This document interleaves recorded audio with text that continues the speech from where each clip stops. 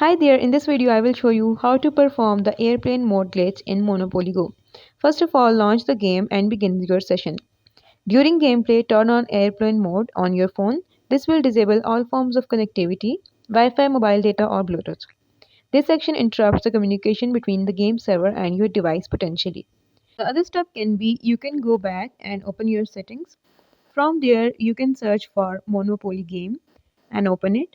Now here in storage usage, click on clear cache and now turn on the Wi-Fi back.